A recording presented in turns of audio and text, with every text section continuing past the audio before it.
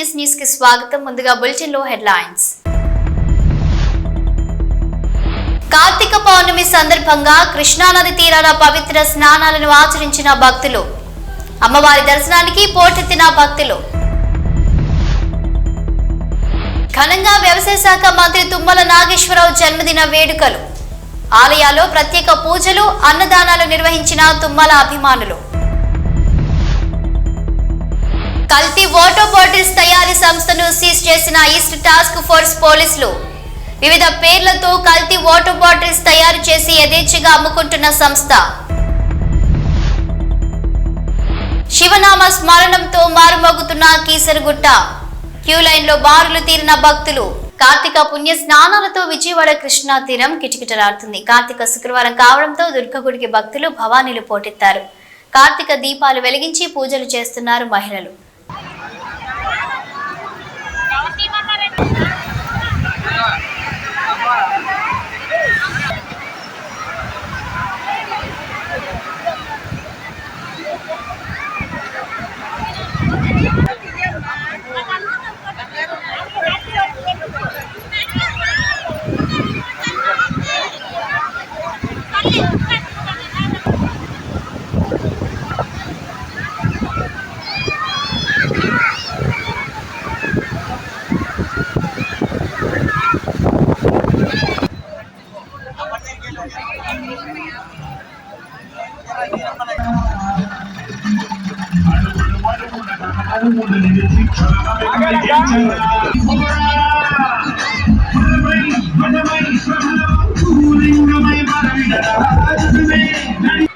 భద్రాద్రి కొత్తగూడెం జిల్లా రాష్ట్ర వ్యవసాయ శాఖ మంత్రి తుమ్మల నాగేశ్వరరావు జన్మదిన వేడుకలు అశ్వారావుపేట నియోజకవర్గ వ్యాప్తంగా జరిగాయి.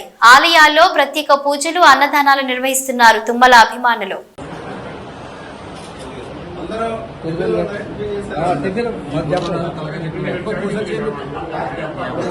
నిబంధనలకు విరుద్ధంగా వివిధ పేర్లతో కల్తీ వాటర్ బాటిల్స్ తయారు చేసి యథేచ్ఛగా అమ్ముకుంటున్నారు. అంబర్పేట్, కాచిగూడ, నింబోలి అడ్డాలో ఎలాంటి అనుమతులు లేకుండా గత 5 సంవత్సరాల నుండి కల్తీ వాటర్ బాటిల్స్ తయారు చేసి మార్కెట్లో అమ్ముతున్నారు. లెక్క ప్రకారం టోటల్ డిసాల్వ్డ్ సాలిడ్స్ TDS 75 మించి ఉండాలి. కానీ ఈ వాటర్ ప్లాంట్ లో కేవలం 14 మాత్రమే ఉంది. ఈ నీళ్లు జనాలకి ఎంతో ప్రమాదకరమని అధికారులు తెలిపారు. దీనిపై ఈస్ట్ టాస్క్ ఫోర్స్ పోలీసులు ఎస్ఐ కరుణాకర్ రెడ్డి టీం మరియు అమర్పేట్ ఫుడ్ సేఫ్టీ ఆఫీసర్ స్వాతితో కలిసి దాడులు నిర్వహించి కల్తీ వాటర్ బాటిల్స్ తో సహా కల్తీ నీళ్లు తయారు చేస్తున్న 50 లక్షల విలువ చేసే ప్లాంట్ ను కూడా సీజ్ చేశారు. East zone task force police inspector Nagarjuna మరియు అడిషనల్ డీసీపీ శ్రీనివాస్ ఆధ్వర్యంలో ఈ రైడ్స్ జరిగాయి. मीडिया वाले प्रिंटिंग ये जो नाम से आपको पता नहीं कौन सा कितना नाम होना चाहिए, क्या TDS होना पता है नाम कितना TDS होना चाहिए ये पता है ना? जी हाँ हाँ तो कितना मेंटेन कर रहे हैं आप डालो और डालो पूरा आपने ये मेरे को सेंड करो। ओके मैम 733 देखिए 18 78 रहना भाई 18 मतलब 18 है साहब, आप बोले 78 होना चाहिए, वही थी 18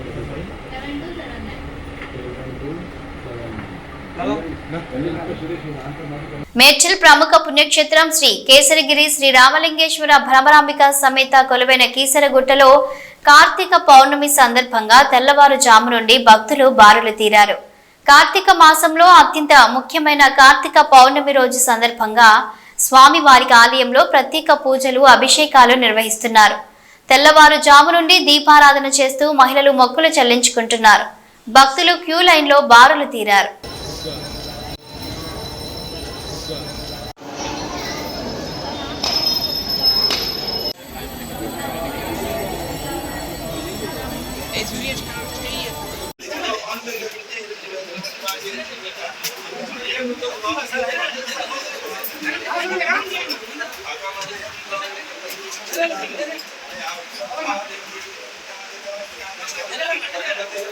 Thank you.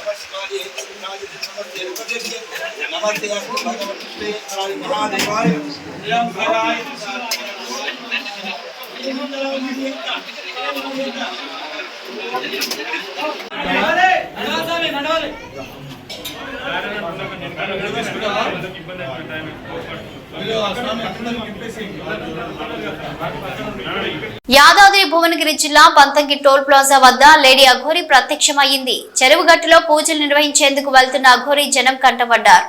టోల్ ప్లాజా వద్ద అఘోరిని చూసిన ప్రజలు ఆమె వద్ద ఆశీర్వాదం తీసుకున్నారు.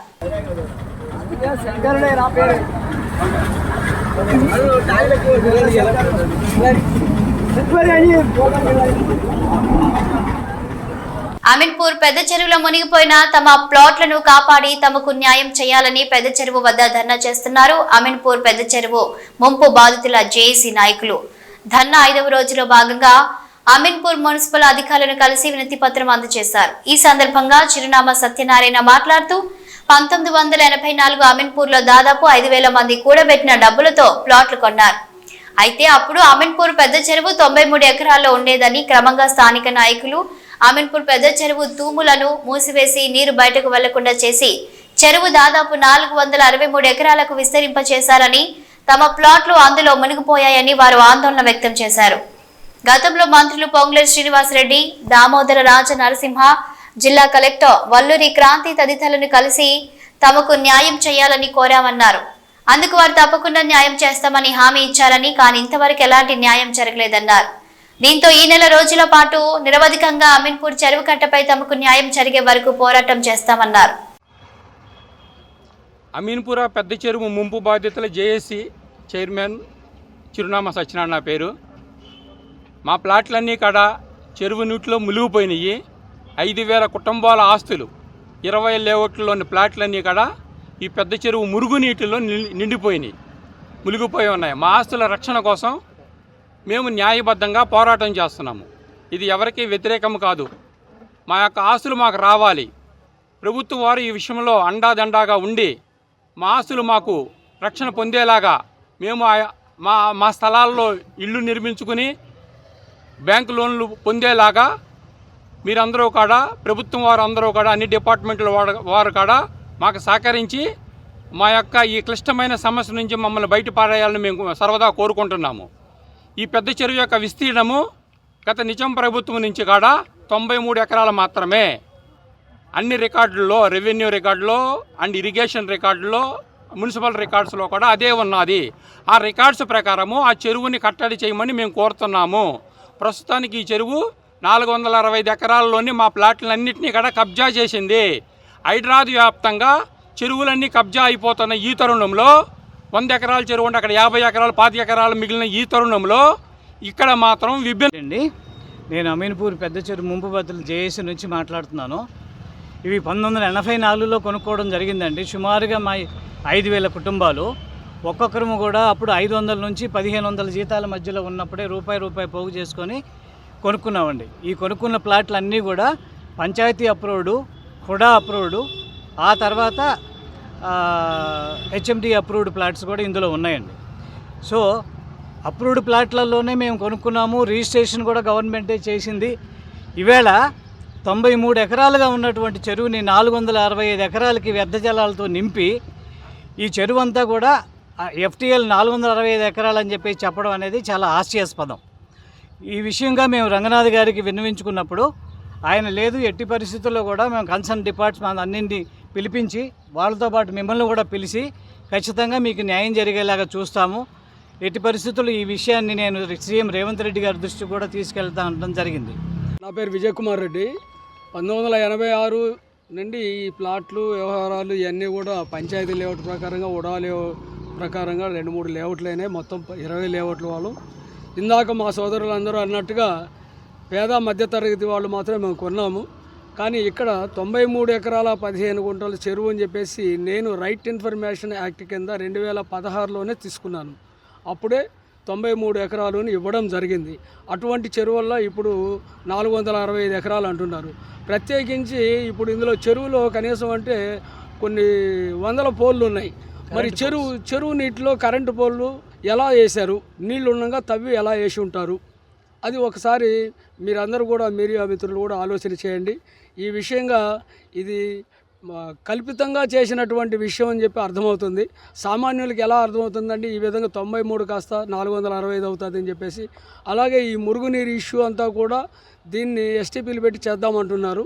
ఆ కార్యక్రమం కూడా ఇక్కడ ఎస్టీపీలు పెట్టేసేస్తే ఆ మురుగు కంపు విపరీతంగా ఉంటుంది కాబట్టి దాన్ని కొంత మార్పులు చేసిందనేసి పైప్ లైన్ ద్వారా కిందకి తీసుకెళ్ళి ఎక్కడైతే నదుల్లో కలుస్తుందో అక్కడ పెట్టి అక్కడ ట్రీట్మెంట్ ఇచ్చిందనేసి శుద్ధి జలాలు కిందకు వదిలితే బాగుంటుంది అనేది మా జేఏసీ తరఫున కోరుకుంటున్నాము.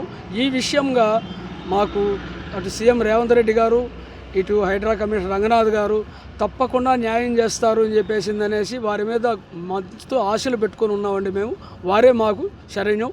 మీరందరూ కూడా వారి దృష్టికి తీసుకెళ్తారని కోరుకుంటున్నాం. వికారాబాద్ జిల్లా అనంతగిరి కొండల్లో వెలిసిన శ్రీ అనంత పద్మనాభ జాతర నేడు కార్తీక పౌర్ణమి కావడంతో నేటి నుంచి అనంత పద్మనాభుడికి సాయంత్రం 6 గంటలకు స్వామివారి కళ్యాణం, రాత్రికి రథోత్సవం, భక్తులు పెద్ద ఎత్తున పాల్గొంటారు. ఎలాంటి అవాంఛనీయ సంఘటనలు జరగకుండా భారీ బందోబస్తు ఏర్పాటు చేస్తున్నామని వికారాబాద్ డీఎస్పీ ఎన్ శ్రీనివాసరెడ్డి తెలిపారు. ఈరోజు కార్తీక పౌర్ణమి సందర్భంగా అనంత పద్మనాభ స్వామి దేవాలయంలో భక్తులకు ఎలాంటి అసౌకర్యాలు కలగకుండా వికారాబాద్ పోలీసు తరఫున భారీ బందోబస్తు ఏర్పాటు చేయడం జరిగింది. సాయంత్రము రథోత్సవము, కళ్యాణాన్ని కూడా మా పోలీసు వారంతా కూడా సరిపడా బందోబస్తు అరేంజ్ చేసుకుని భక్తులకు ఎలాంటి అసౌకర్యం కలగకుండా బందోబస్తు నిర్వహించడం జరుగుతుంది. దీనికి భక్తులందరూ కూడా సహకరించి ఈ కార్యక్రమాన్ని విజయవంతం చేయాలని చెప్పి మనస్ఫూర్తిగా ఎవరైనా విఐపీలు వచ్చే ఏలూరు జిల్లాలో ఆమెను పిల్లలు వదిలేశారు. భర్త ఆమెను వదిలేసిపోయాడు. తనకున్నదంతా తీసుకున్న బంధువులు ఆమెను అనాథన చేశారు. కానీ పోలీసులు మాత్రం ఆమెను హక్కున చేర్చుకొని వృద్ధాశ్రమానికి తరలించారు. దీంతో కాకి ఔదార్యాన్ని నగర ప్రజలు కొనియాడుతున్నారు. ఏలూరు నగరంలో గత కొన్ని రోజులుగా ఒంటరిగా ఓ మహిళ కొన్ని సంచులను పట్టుకొని తిరుగుతుంది. ఈ విషయం కాస్త జిల్లా ఎస్పీ ప్రతాప్ శివకిషోర్ వద్దకు చేరింది. వెంటనే జిల్లా ఎస్పీ ప్రతాప్ శివకిషోర్ 3వ పట్టణ సిఐ కోటేశ్వరరావుకు వృద్ధురాలని సంరక్షించాలని సూచించారు. దీంతో 3వ పట్టణ సిఐ కోటేశ్వరరావు ఆ మహిళను హక్కున చేర్చుకునేందుకు అభయ టీం సహకారాన్ని కోరారు. అభయ టీంకు చెందిన కానిస్టేబుల్ సహాయంతో ఆమెను ఏలూరు పత్తిపాద ప్రాంతంలో ఉన్న వృద్ధాశ్రమానికి తరలించారు. 3వ పట్టణ సిఐ కోటేశ్వరరావు తన సొంత ఖర్చులతో ఆమెకు కావలసిన తినుబండారాలను, నూతన వస్త్రాలను కొనుగోలు చేసి ఇచ్చారు. ఆమెను పతివ్రత వృద్ధాశ్రమ నిర్వాహకులకు అప్పగించారు.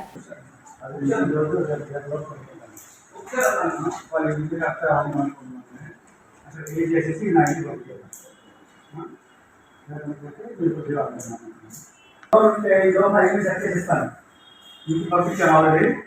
కొద్దిగా అరౌండ్ బయట పంపించేసి చేస్తాను. ఇంకా ఆ చెక్కడే ఉంది మళ్ళా మళ్ళీ బయట వచ్చాను పట్టుకోండి. టీకావా అమ్మా తాగుతావా? టీకావా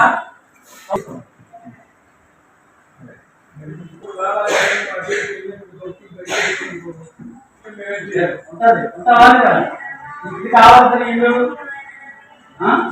ఇక్కడ ఉంటేనే నేను చూపిస్తాను. ఇంకో చెప్తాను కంట్రోల్ ఇస్తాను.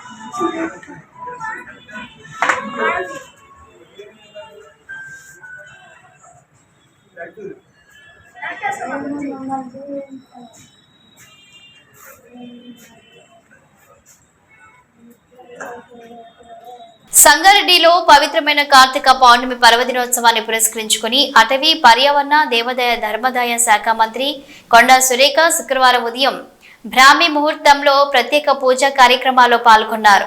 సంగారెడ్డి జిల్లా సదాశివపేట మండలం నందికంది గ్రామంలోని రామలింగేశ్వర స్వామి దేవాలయంలో మహాశివుని సేవలో పాల్గొన్నారు. దేవాలయానికి చేరుకున్న మంత్రికి అర్చకులు పూర్ణ కుంభంతో స్వాగతం పలికారు. కార్తీక పౌర్ణమిని పురస్కరించుకుని మంత్రి సురేఖ అర్చకుల వేద మంత్రాల నడుమ రామలింగేశ్వర స్వామికి పంచామృత అభిషేకం, భస్మాభిషేకం నిర్వహించారు. మహాశివునికి స్వహస్త్రాలతో హారతినిచ్చారు. దేవాలయ ప్రాంగణంలో కార్తీక దీపాలు వెలిగించారు. అనంతరం ఆలయ నిర్వాహకులు మంత్రి సురేఖని శాలువాతో సత్కరించారు. రామలింగేశ్వర స్వామి దేవస్థాన ఆలయ విశిష్టతను నిర్వాహకులు మంత్రి సురేఖకి వివరించారు. దేవాలయ అభివృద్ధికి దేవాదాయ శాఖ తరపున తన వంతు సహకారం అందిస్తామని మంత్రి సురేఖ నిర్వాహకులకు హామీ ఇచ్చారు.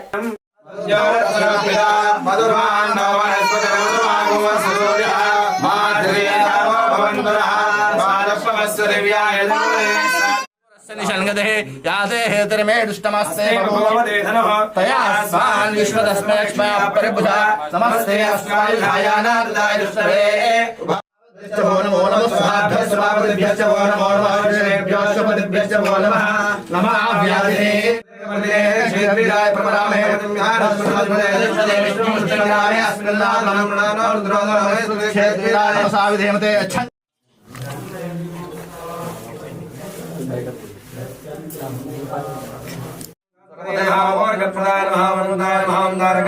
परमेश्वराय नमः श्रीरामलिंगेश्वराय नमः अष्टोत्तरशतनामार्चन पूजां समर्पयामि धूपम् देवकान्तुरा रामय्य शंकरा मम भावना सेविन्तुमे चरणाला शिवा देवकान्तुरा रामय्य सेविन्तुमे चरणाला शिवा देवकान्तुरा रामय्य शंकरा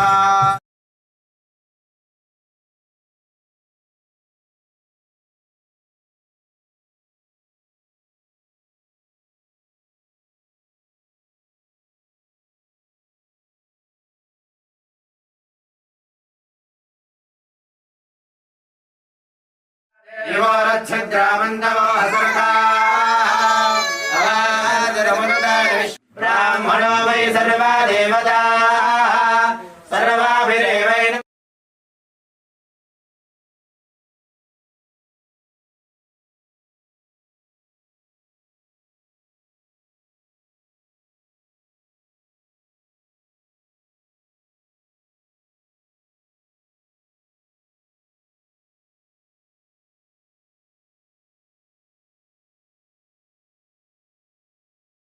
మేడ్చల్ సమగ్ర కుటుంబ సర్వే ఫారాలు రోడ్డు పాలయ్యాయి.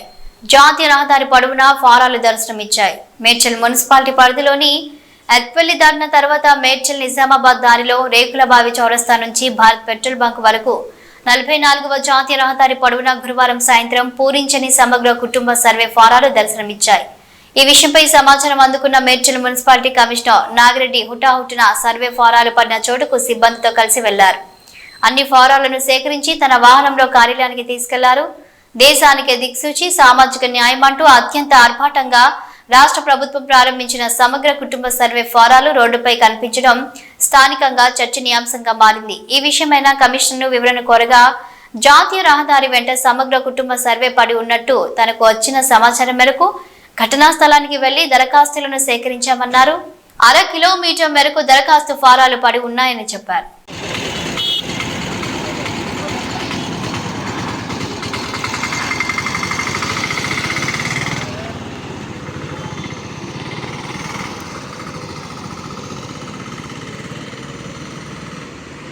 సికింద్రాబాద్ రవాణా మరియు బీసీ సంక్షేమ శాఖ హైదరాబాద్ ఇన్ఛార్జ్ మంత్రి పొన్నం ప్రభాకర్ శుక్రవారం నాడు సికింద్రాబాద్ కంటోన్మెంట్ సిక్ విలేజ్ లో కంటోన్మెంట్ ఎమ్మెల్యే శ్రీ గణేష్ తో కలిసి ధోబీ ఘాట్ గ్రౌండ్ ను పరిశీలించారు. గ్రౌండ్ ను స్పోర్ట్స్ కాంప్లెక్స్ చేయడానికి స్థల పరిశీలన చేశారు.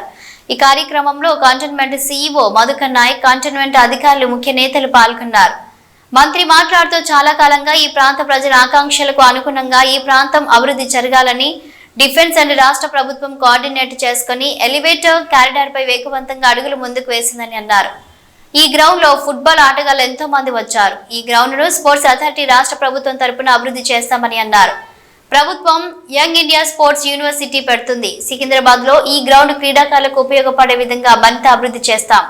కంటోన్మెంట్ తెలంగాణ ఏర్పడిన తర్వాత మేము కూడా తెలంగాణలోనే ఉన్నామనే విధంగా మా అభివృద్ధి ఉంటుందని అన్నారు మంత్రి పొన్నం ప్రభాకర్. గణేష్ గారు, అదేవిధంగా సిఓ గారు, నాయక్ గారు, మిగతా కంటోన్మెంట్ పెద్దలు అందరూ కూడా నమస్కారం. ఈరోజు చాలా కాలంగా ఈ ప్రాంత ప్రజల ఆకాంక్షకు అనుగుణంగా ఈ ప్రాంతంలో కొంత డెవలప్మెంట్కు జరగాలి. కంటోన్మెంట్ ఏరియా, కంటోన్మెంట్కు సంబంధించి కొంత కరస్పాండెన్స్ జరిపితే అటు డిఫెన్స్ ప్లస్ స్టేట్ గవర్నమెంట్ రెండు కూడా కోఆర్డినేషన్ కాగలుగుతాయి. అటువంటి పరిస్థితుల్లో ఇక్కడ పార్లమెంటు సభ్యుడిగా ఉన్నటువంటి ఈనాటి ముఖ్యమంత్రి గారికి ఈ ఏరియా పట్ల అవగాహన ఉంది. అదేవిధంగా అవగాహనను కార్యరూపం దాల్చడానికి ఒక మధ్యవర్తి ప్రజల పక్షాన అవసరం ఉంటే ఆ మధ్యవర్తిగా గణేష్ గారు శాసనసభ్యుడిగా ఎన్నికైనప్పటి నుంచి జిల్లా ఇన్ఛార్జ్ మంత్రిగా నన్ను, గౌరవ ముఖ్యమంత్రి గారిని, సిఓ గారిని, రాష్ట్రంలో ఉన్న అందరు మంత్రుల్ని ఈ ప్రాంతానికి సంబంధించి అన్ని రకాల అభివృద్ధికి అనేక సందర్భాల్లో తన యొక్క పాత్రను పోషిస్తున్నాడు. ఈ సందర్భంగా గణేష్ గారికి నా హృదయపూర్వకంగా అభినందనలు. ఇవాళ ఒక పాజిటివ్ చొరవతోటి వాస్తవంగా కరీంనగర్ ప్రాంత, కరీంనగర్, ఆదిలాబాద్, సిద్దిపేట ఈ ప్రాంత ప్రజలందరికీ కూడా ఊరు నుంచి బయలుదేరితే అల్వాల్ చేరే వరకు ప్రయాణానికి సంబంధించిన సమయం ఎంత పడుతుండేనో ఆ నుంచి మన సిటీలో పడడానికి అంత సమయం పడుతుండే. సో ఇలా స్టేట్ హైవే నెంబర్ 1 కావచ్చు, NH-44 మీద ఎలివేటెడ్ కారిడార్స్ కొరకు మనం గతంలోనే శంకుస్థాపన చేసుకున్నాం. దాని మీద కూడా కొంత మొన్న క్యాబినెట్లో చర్చ జరిగిన దాని ప్రకారంగా ఇప్పుడే మారేడుపల్లి దాకా మెట్రో ఆగిందో దాన్ని కూడా ఈ ఎలివేటెడ్ కారిడార్ తోటి అనుసంధానం చేసి, అంటే 3 టైర్ రోడ్డు, మెట్రో, దాని తర్వాత కారిడార్ హైవే, మన ఎలివేటెడ్ రోడ్డు, ఈ విధంగా ప్లాన్ చేసినట్టయితే ఇప్పటికే ముంబైలో ఇతర రాష్ట్రాల్లో కొంత మెట్రో కమ్ రోడ్డుకు సంబంధించినటువంటి ప్రాజెక్ట్స్ ఉన్నాయి. 30-40% అదనపు ఖర్చుతోటి చాలా పెద్ద ప్రణాళిక చేసుకోవచ్చు. కాబట్టి ఆల్రెడీ మెట్రో ఎండీ గారికి దీనికి సంబంధించిన స్టడీ చేయమని గౌరవ ముఖ్యమంత్రి గారు ఆదేశించారని అదొక శుభవార్త. ఒకవేళ అది అయినట్టయితే మారేడుపల్లికి సంబంధించి దాని ప్రయత్నం జరుగుతోంది. ఇవాళ మేము దానికి అంకురార్పణ చేస్తూ ఉన్నాం. మారేడుపల్లి నుంచి అల్వాల్ పై వరకు కూడా సేమ్ ఎలివేటెడ్ కారిడార్ తోటి మెట్రో లింక్ అయి ఉన్నట్టయితే ఈ ప్రాంత ప్రజలందరికీ కూడా చాలా ఎక్కువగా ఉపయోగపడేటువంటి అవకాశం ఉంటుంది. కాబట్టి ఉదాహరణకు సిటీ ఎంట్రన్స్లో వచ్చిన వాళ్ళు అక్కడ బండి పెట్టేస్తే మెట్రో ఎక్కితే సిటీలో సెంట్రల్ లాగా పోయి మళ్ళీ వచ్చి అవుట్కమ్లో ట్రాఫిక్ ప్రాబ్లం లేకుండా ఉండేటువంటి అవకాశం ఉంటుంది. ప్లస్ ఈ ప్రాంత ప్రజలందరికీ కూడా రవాణా పరంగా ఈ ఎలివేటెడ్ కారిడార్స్ ఉపయోగపడతాయి. ప్లస్ దీనికి సంబంధించిన జరిగినటువంటి నిర్మాణంలో స్థల కోల్పోవడం, స్థలానికి సంబంధించిన ప్రజాపాలన విజయోత్సవాలపై జూబ్లీహిల్స్ నివాసంలో అధికారులతో ముఖ్యమంత్రి రేవంత్ రెడ్డి సమీక్ష నిర్వహించారు.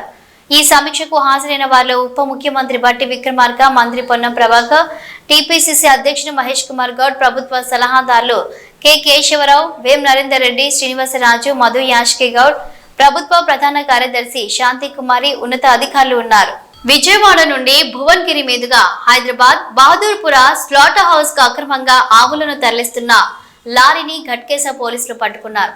అత్యంత క్రూరమైన పరిస్థితులలో ఉన్న 39 ఆవులను, 34 ఎద్దులతో పాటు మొత్తం 73 పశువులను తాళ్లతో క్రూరంగా కట్టేసి స్లాటర్ హౌస్ కు డీసీఎం వాహనంలో తరలిస్తుండగా పట్టుకొని సదరు పశువులను ప్రభుత్వ గోశాలకు తరలించారు. కేసు నమోదు చేసి దర్యాప్తు చేస్తున్నామని ఘట్కేసర్ సిఐ పరశురాం తెలిపారు. ఇవి బులెటిన్ అప్డేట్స్. Keep watching.